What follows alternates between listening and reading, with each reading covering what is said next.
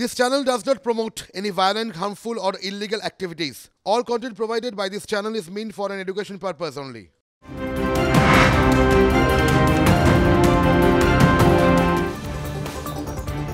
এই মুহূর্তের বড় খবর আপনাদেরকে জানিয়ে রাখি, কাঁচরাপাড়ায় পরপর 3টি বিস্ফোরণ এবং সেই বিস্ফোরণে কেঁপে ওঠে মন্ডল বাজার এলাকা এবং সেখানে আহতও হয়েছেন কিছুজন। আমরা জানতে পারছি যে খবর, এই মুহূর্তে ছবি দেখাচ্ছি আপনাদেরকে।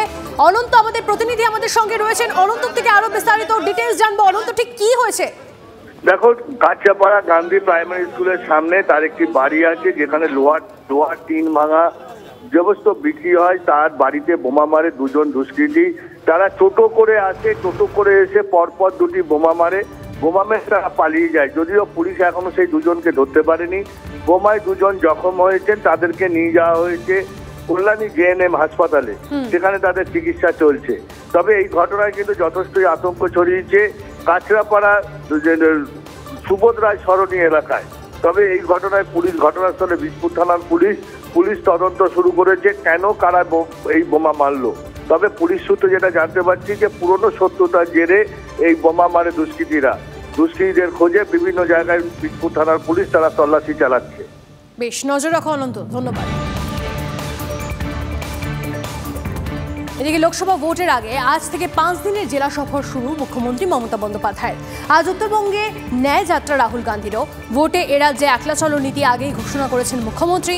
ন্যায় যাত্রা থেকে রাহুল বাংলার জোট নিয়ে কি বার্তা দেন বা মমতা নতুন কি বার্তা দেন সেদিকেও নজর থাকবে সকলের। প্রশাসন সূত্রে খবর, আজ কলকাতা থেকে হাসিমারায় পৌঁছে সেখান থেকে কোচবিহারে যাবেন মুখ্যমন্ত্রী। কাল সেখানে সরকারি অনুষ্ঠান। কোচবিহার থেকে শিলিগুড়ি ফিরে পাট্টাবিলি করবেন মুখ্যমন্ত্রী। 30শে জানুয়ারি রায়গঞ্জে সরকারি অনুষ্ঠান সেরে বালুরঘাটে যাবেন মমতা। সেখানে রাত্রিবাস করে পরের দিন 31শে জানুয়ারি মালদা ও মুর্শিদাবাদে সরকারি অনুষ্ঠানে যোগ দেবেন। ওই দিন কৃষ্ণনগরে রাত কাটিয়ে পরের দিন 1 ফেব্রুয়ারি শান্তিপুরের কর্মসূচি সেরে কলকাতায় ফিরবেন।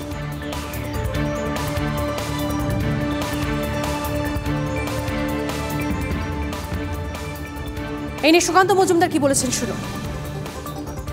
উত্তরবঙ্গে যাচ্ছেন, মাঝে মাঝে যান, একটু মোমো তৈরি করবেন, চা বাগানে গিয়ে একটু ছবি তুলবেন, রাস্তায় একটু মর্নিং ওয়াক করবেন, করে আসবেন, ফিরে অসুবিধা কিছু নেই। সিট পাবেন না, সিট বিজেপি পাবে। এইটার সঙ্গে একটু অ্যাড রাজ্যের পর এবার পুজোয় অনুদান দেবে কেন্দ্রীয় সরকারও। তালিকায় মোট 35টি পুজো কমিটি। 50,000 থেকে 1 লক্ষ টাকা পর্যন্ত অর্থ সাহায্য করা হবে। এটি সমাজসেবী সংগঠনের সঙ্গে যৌথ উদ্যোগ কেন্দ্রীয় সংস্কৃতি মন্ত্রকের। এই নিয়ে সুকান্ত মজুমদার, ফিরাদ হাকিমকে কি বলছেন শুনুন। এটা তো সংস্কৃতি মন্ত্রকের কাজ, যে সংস্কৃতির পরিবর্ধন করা।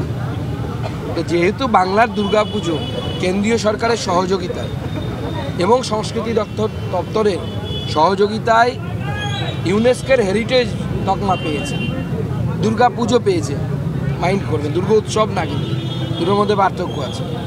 কারণ মুখ্যমন্ত্রী তো বলেন পুজো সবার না, উৎসবটা সবার। তো দুর্গা পুজো পেয়েছে, সেই দুর্গা পুজো ইউনেস্কোর যে তকমা পেয়েছে, তো স্বাভাবিকভাবে কেন্দ্র সরকারের সেখানে দায়িত্ব কর্তব্যের মধ্যে পড়ে তাকে উৎসাহিত করা। এগুলো কোনো মানে আছে? এগুলোর কোনো মানে আছে? What Mamata Banerjee things today, Modi things tomorrow. বাংলার দুর্গোৎসব নিয়ে এই ভরা শীতেও চর্চা করতে হচ্ছে। তার কারণ, এতদিন পর্যন্ত রাজ্যের পুজো উদ্যোক্তা ক্লাবগুলিকে অনুদান দিত রাজ্য সরকার। এবার সেখানে যোগ হলো কেন্দ্রীয় সংস্কৃতি মন্ত্রকের নাম, এবং তার সাথে সাথে বাংলা আবার নামে একটি বলা হচ্ছে nationalist platform form by global NRI, অর্থাৎ বিদেশে যারা যে বাঙালিরা থাকেন তাদের দ্বারা তৈরি এই সংস্থা বাংলা আবার, তারা এই দুর্গোৎসব সম্মান আয়োজন করলো বাংলার দুর্গোৎসবের পাশে থাকার জন্য সংস্কৃতি মন্ত্রক, ভারত সরকার।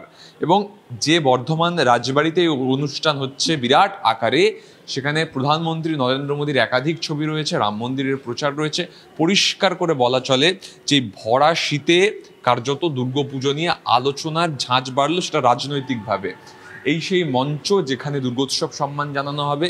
বিরাট আকারে কিন্তু দুর্গোৎসব সম্মান জানানোর জন্য প্রস্তুতি নিয়েছে কেন্দ্রীয় সংস্কৃতি মন্ত্রক, এবং যা পরিষ্কার হয়ে যাচ্ছে এবার কিন্তু রাজনৈতিক কারবারিরাও ঝাঁপিয়ে পড়েছেন একে অপরের উপর, যে দুর্গাপুজোকে ঘিরে আবার কি তাহলে রাজনীতির সূত্রপাত। ক্যামেরা বিনোদের সঙ্গে সুমন, TV9 বাংলা, কলকাতা।